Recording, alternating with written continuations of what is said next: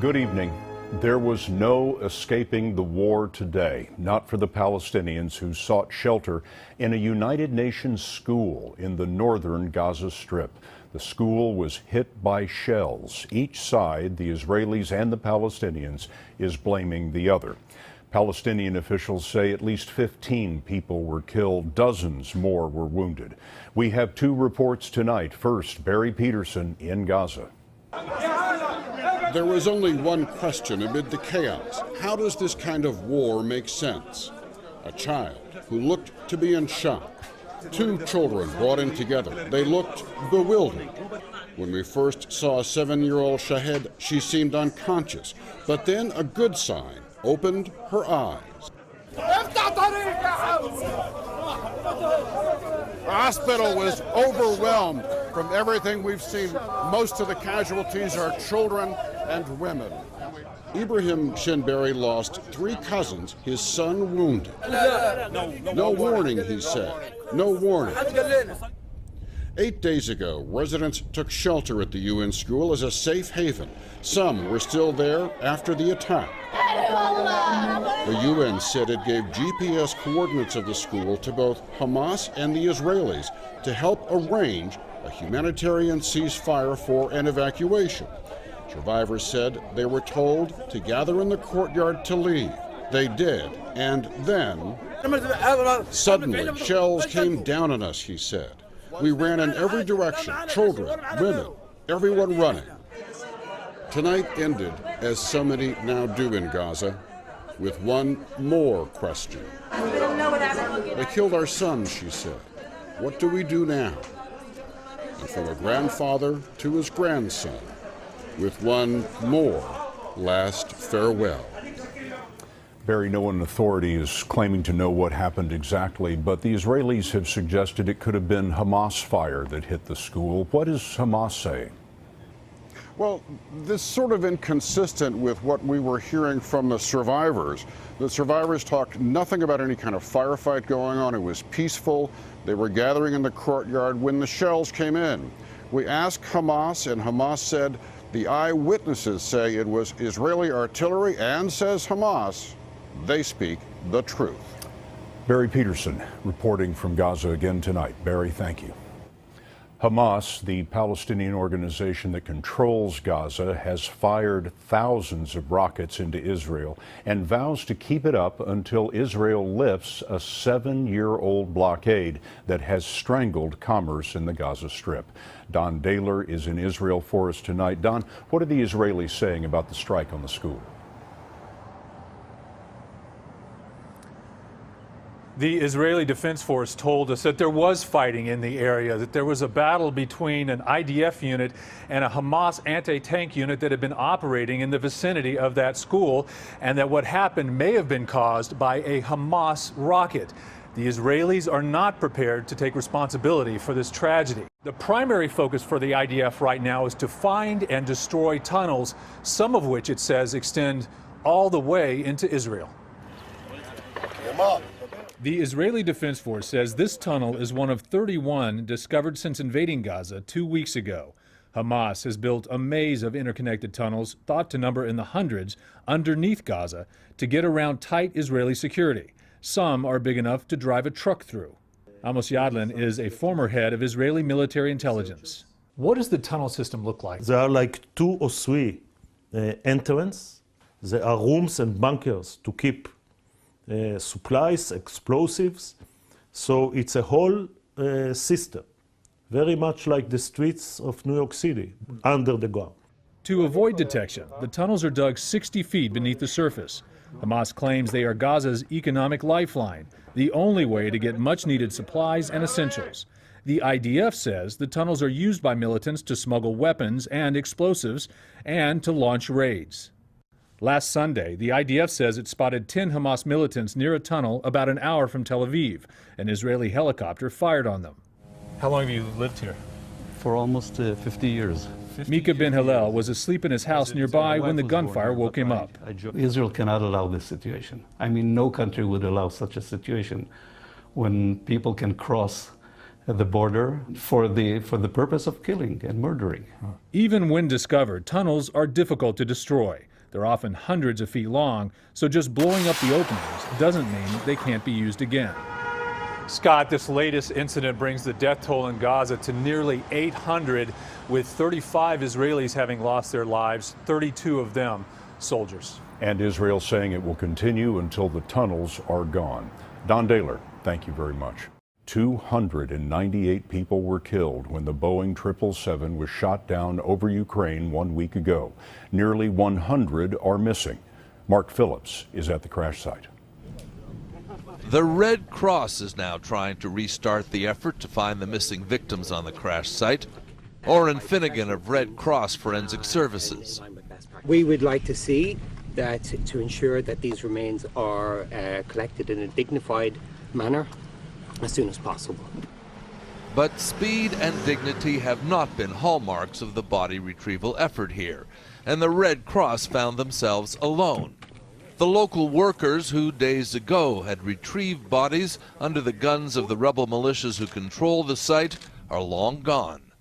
The only people actually working here are the trio of Malaysian investigators, now joined by an Australian, and remarkably they're still discovering wreckage. Deep in the woods and about a mile from the main crash site, the inspectors came across this huge piece of fuselage that they hadn't seen before a week after the crash.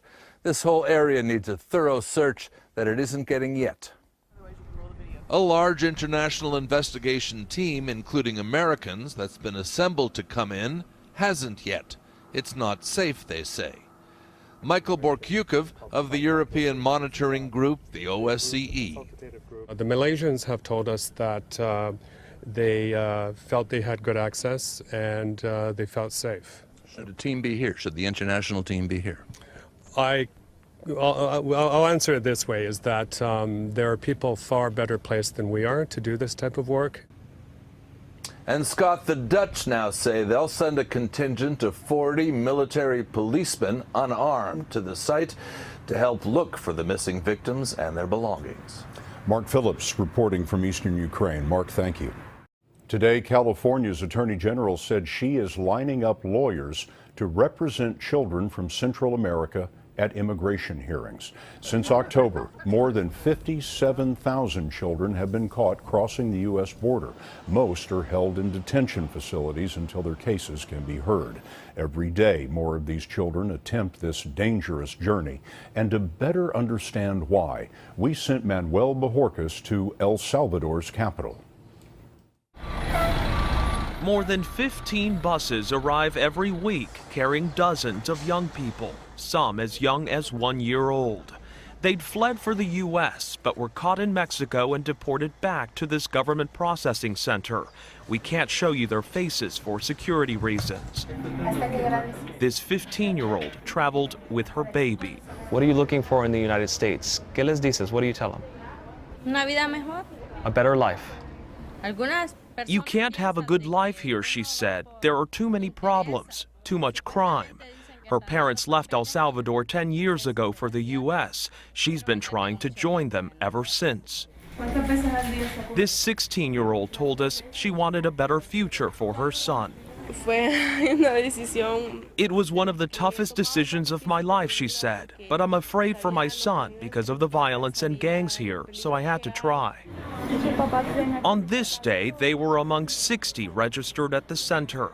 Here, they're asked why they left, warned about the risks of trying again, and then released. When young people return to these neighborhoods, there is no safety net, and most have no faith their government is working to protect them. They are afraid of organized crime, they're afraid of gangs, Elizabeth Kennedy is a Fulbright scholar who's interviewed over 500 Salvadoran children as part of her research. It's very common for children here to have already seen a murder. It's common for children to have already lost a family member. That's something no one should have to live with, because you're not really living your life if every moment you're afraid you're going to die. El Salvador has the world's 4th highest murder rate, fueled by powerful gangs and a growing drug trade. Those sent back from the U.S. are prime targets. Of how many of the children that you interview who are sent back have plans to try the journey again? Over half. So you don't think the administration coming out and saying you can't stay here, we're going to deport you, will actually decrease the flow? I do not. Until root causes are addressed, until people can feel safe at home, until they are not afraid of their life, people are going to keep migrating because it is a human instinct to want to survive. A tough proposition once they return to life outside of these gates. Tonight, Arizona is reviewing its lethal injection procedure after the execution yesterday of a man convicted of 2 murders. It should have taken 10 minutes, but it dragged on for an hour and 57 minutes. It is the 3rd time in the United States over the last 6 months that a combination of drugs has failed to bring a swift and sure death. Ben Tracy's looking into this. The flow of the lethal drug combination into Joseph Rudolph Wood began at 1:52 p.m. 10 minutes later, witnesses say the 55-year-old began gasping and his jaw dropped. Michael Kiefer of the Arizona Republic newspaper was a witness. Many of us described it as sort of looking like a fish out of water. Mouth opening suddenly, you could see it, his chest rising, his stomach contracting, and it just went on and on. Kiefer says Wood gasped 600 times. An hour into the execution, his lawyers filed an emergency appeal to stop it. He has been gasping for more than an hour, they wrote. He is still alive. Wood was finally pronounced dead at 3:49. Prison officials say he was always sedated and never in pain. Everybody's more worried about, did he suffer? Who really suffered was my dad and my sister when they were killed. Jeannie Brown's father and sister were shot by Wood in 1989. Richard Brown says he watched his sister-in-law die. You know, this man, conducted a horrifying murder. And you guys are going, oh, let's worry about the drug and how he affected. Well, why didn't we give him a bullet? Why didn't we give him some Drano? Arizona used a new mix of 2 drugs that had been used in an execution just once before, in Ohio, where Dennis McGuire gasped for nearly 30 minutes before he died. The drug pentobarbital had been used for years in lethal injections, but the supply was cut after death penalty opponents convinced the European manufacturer to stop selling it to U.S. prisons. Dale Bache is Joseph Wood's attorney. I saw a man struggling to breathe for an hour and 40 minutes. This is experimenting on human beings. Here at the Arizona State Capitol, Arizona Governor Jan Brewer is calling for a full review of the state's execution process. Scott, there are currently 120 inmates on Arizona's death row, but no executions are scheduled. Now, Wood's lawyers say his execution is a violation of the 8th Amendment of the Constitution, which prohibits cruel and unusual punishment. We're going to turn now to our chief legal correspondent, Jan Crawford. Jan, where is the Supreme Court on lethal injection? Well, Scott, there is no suggestion that the Supreme Court is going to declare the death penalty unconstitutional, but I think the justices may be forced to take a look at the various methods that the states are using for lethal injections. Now, the last time that the court looked at lethal injections was back in 2008, and that's when it upheld Kentucky's drug formula as constitutional. Since then, the court has given states a lot of leeway to come up with new drug protocols and has flatly refused to get involved in any of these cases. But as these problems continue to grow, we're starting to see even lower court judges urging the justices to step back in and give clearer guidance. And Scott, on Monday, one prominent appeals court judge went even further, urging states to drop lethal injections entirely and return to the firing squad. Jan Crawford, chief legal correspondent. Jan, thank you. It was an act of nature that killed at least 2 people and injured 36 on Virginia's eastern shore. A tornado ripped through a campground this morning. Chip Reed is in Eastville, Virginia. More than 1,300 people were at the Cherrystone family campground when the storm hit, many of them children. Witnesses say the sky turned black and started dumping hail the size of golf balls. There was a tornado warning for the area, but some say they found out only seconds in advance. One man said he didn't even have time to close the door to his camper. With countless trees down, it was too dangerous to stay. Everyone was evacuated to a local school. That's where we met Mark McGill and his family, who barely escaped serious injury. A tree fell right on the car, and it hit her window, and when the glass went all over her, she was bloody, a mess. They're now okay, as are Megan Hostetter and her family, who were almost crushed by a large tree that fell on their camper. It's canvas on the end, so it started shaking really bad. So we were holding on to the poles inside the canvas that pops it out on each end, and the tree came down on the back side of our camper. Have you taken your hands off your baby since this happened? No. The two people who were killed were a 38-year-old couple from New Jersey whose tent was crushed by a tree, and Scott, their 13-year-old son, is in the hospital with life-threatening injuries. Chip, thank you very much.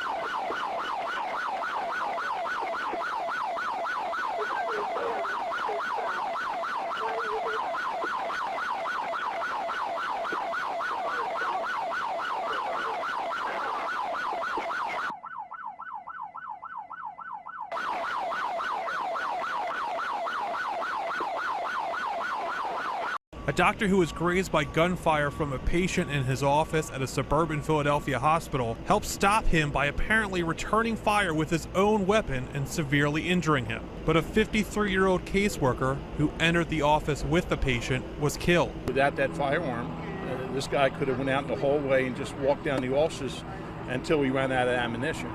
So without a doubt, I mean, I believe the doctor saved lives. Several hours after the shooting, investigators had only limited information on what happened inside the closed office, but believe the doctor, a psychiatrist, acted in self-defense. I know that sometimes the doctors, much to their chagrin, are facing very dangerous situations, especially in a psychiatric setting. So I can tell you that this was one of those situations where obviously the doctor, faced a situation where his life was in jeopardy. 2 guns were recovered. The motive for the shooting was unknown. The patient, identified as Richard Plotz, remains hospitalized. He is undergoing surgery probably as we speak, and we would expect to attempt to interview him if he survives. And we don't know the full status of his medical condition, but if he survives, we would attempt to interview him. Authorities say there are no surveillance cameras in the doctor's office or the waiting area outside. The center had no metal detectors. There's a heat warning up tonight in parts of Arizona. The mercury in many places is in triple digits. Of course, it's the National Weather Service that tells us what the temperature is, but who tells the Weather Service? Anthony Mason met the weatherman. Across the country, 8,500 volunteer observers record the nation's weather every day, but none has been doing it longer than 101-year-old Richard Hendrickson. Right now, it is exactly 80. For 84 years now, Hendrickson's been monitoring the highs and lows from the thermometer shelter in his backyard in Bridgehampton, New York. Is this pretty much the way it's always been? Oh, yeah. Real simple. Just like that. He's getting to show age a little bit here in the joints. We all do. Like we all get.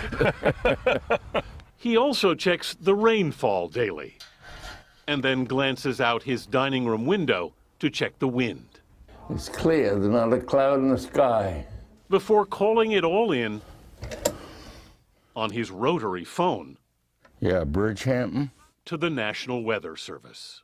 The sky is clear. The wind is out of the southwest. When Hendrickson started recording the weather in 1930 at age 18, Herbert Hoover was president. This is your journal from the 30s. Sure, I remember this thing. I'll be damned. Here, 1933, January, clear and warm. Weather was important to you because you were a farmer. Because I was a livestock farmer.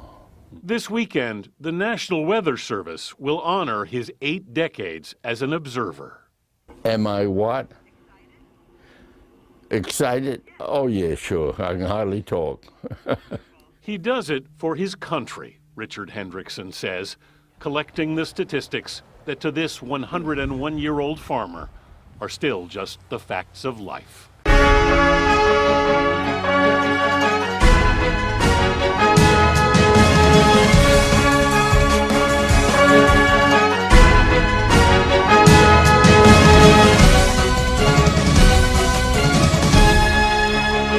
The Palestinian death toll has topped 700 as Israel pushes on with its ground operation. Casualties are also mounting on the Israeli side, with over 30 soldiers killed since the start of the offensive.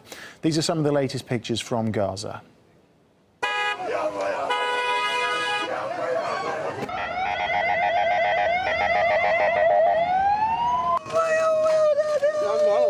You can see there's no other injuries that we're missing. Just one round his head.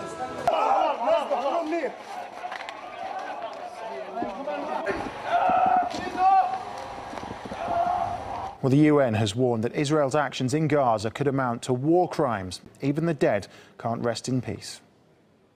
This is Gaza's main morgue. Several hundred dead have passed through here in the past fortnight. We met its director. Certainly, working here is very difficult. First, when the corpse arrives, we put the dead bodies inside the fridges. After 15 or 30 minutes, the families normally arrive to take martyrs' bodies. Morgues are operating at capacity throughout the strip. In some, 2 bodies are being put in freezers built just for one. It's a grim process. Every night around 20 to 25 bodies come in, even though this facility only has capacity for 18. It's really too much pressure for us. We see many cuts and lacerations among these victims. It has been incredibly hard. This job needs people with a personal conscience, with a strong heart. Bodies are taken from the morgues and swiftly buried, according to Islamic tradition. But many local cemeteries are under threat of bombardment and are simply too dangerous to use. So it's here at Gaza's main cemetery where many are forced to bury their dead. This man has buried 10 of his relatives since the Israeli operation began. We feared that they were about to attack the cemetery because the cemetery in Sheikh Redwan had been attacked twice. So people going were very afraid of standing in congregation. The cemetery in Shejir is off limits as the Israeli army has been in that area, and everyone avoids going there. Then we went to Sheikh Redwan, but while we were there, the Air Force attacked the cemetery. During the ceasefire, we dug the grave and laid the first martyr to rest there. And as the bloodshed goes on, Gaza's cemeteries are running out of space. I've worked for 7 years at Sheikh Redwan Cemetery. The previous 2 weeks have been the worst. In some cases, we've had to dig up old graves to make room for relatives. Where do I start? The morgues bring way too many bodies here. We put 3 bodies in one grave because we don't want the relatives to go to dangerous places, which are off limits. This grieving family has no choice but to open up a relative's grave and bury the new body alongside. You may have thought that at least Gaza's cemeteries would be spared the din of war. But even as Palestinians bury their loved ones, there's no respite from the sound of menacing drones overhead or ceaseless bombings around.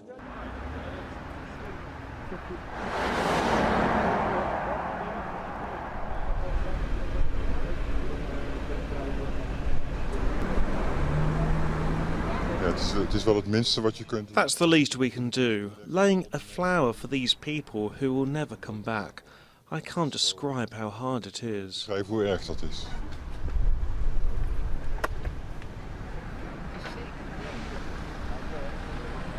is zo ontzettend groot en ik wil heel It's so important that I wanted to lay a small flower to show my support. steun te betuigen. Ik denk dat het heel belangrijk is. I think it's very important. We can't repair what has happened, but we can help soften it a little bit. Wel helpen om het te verzachten.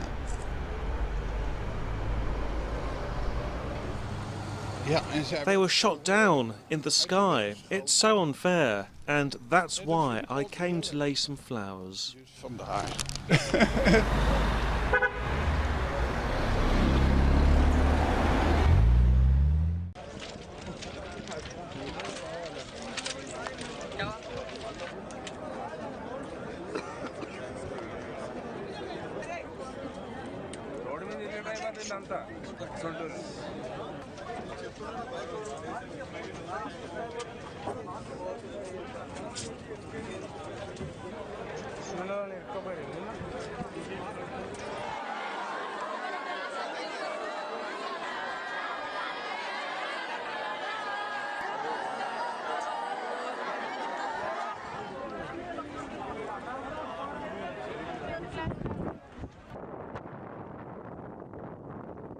A plane from Algeria's state-run and biggest carrier, Air Algeria, has disappeared from radar screens. Algeria's Prime Minister Abdelmalek Sela said the plane vanished over the Goa area in eastern Mali, some 500 kilometers south of the Algerian border. The aircraft took off from Ouagadougou, the capital of the West African nation of Burkina Faso, at 1:17 GMT. It was bound for the Algerian capital of Algiers. Al Algeria said in a statement that the last radar contact with the plane occurred less than 40 minutes after takeoff over the area of Goa in Mali. The statement also said 112 passengers and 7 crew members were on board flight AH5017. A representative of the airlines said that about 50 French citizens were on board the missing jet. The French Air Force has launched a joint operation with the Algerian Air Force to search for the missing plane. Meanwhile, an Algerian aviation official has confirmed to Reuters news agency that the plane has crashed, but he didn't give any further details. Some local media outlets have been reporting that the plane has already crashed near Niamey in the capital of Niger, but there hasn't been any official confirmation of that yet. Ouagadougou is in a nearly straight line south of Algeria, passing over Mali, where rebel unrest continues in the north of that country. Flight AH5017 flies that route 4 times a week. The transportation minister of Burkina Faso said the plane was asked to change its route due to a storm before it went missing. The plane is chartered from Spanish airline Swift Air, which said in a statement that the aircraft was an MD-83. The airline said that 2 emergency units have been set up, one in Algeria and the other in Ouagadougou. Now, for more on all this, let's speak to Karim Fess, who is in the Algerian capital, Algiers. Hello, Karim. We are hearing local reports that this plane has crashed near the capital of Niger, where Air Algeria says that it went missing over Mali. Is there any update regarding the fate of this flight from your end there? Yeah, so approximately 9 hours since the disappearance of the Algerian aircraft has passed, and the tension is continuously rising. The media is crazy at the airport of Houari Boumediene to get more details about the matter. And officially, the Prime Minister, Abdelmalek Sela, didn't speak of any crash yet and says that the efforts to find the missing plane are intensified, and they are working in collaboration with the authority of Mali, as well as it came to our knowledge that the French military aviation are looking for the plane as well. Now, Karim, the emergency response there, you mentioned there's, of course, media descended on that whole area. What can you tell us about that? Well, before speaking about the emergency, I mean, we can just to update you about the number of passengers and their nationalities.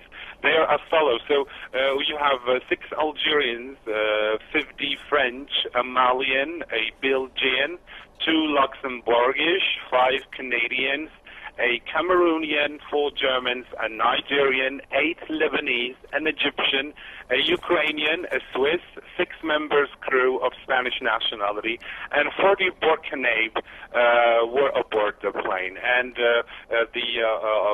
emergency procedures that the Air Algeria has taken, as well as the government, they have opened an emergency landline at the level of the company, and the same thing has been done by the French.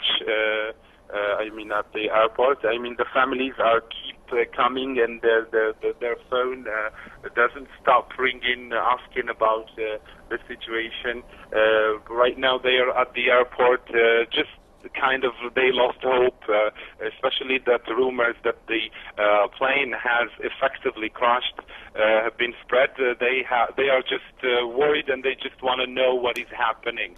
So basically, the authorities trying to calm the families for the moment, and they are trying to do their best in order to find the missing airplane. As you have already said, and as has been revealed to you, the officials refuse to speak of any crash for the moment.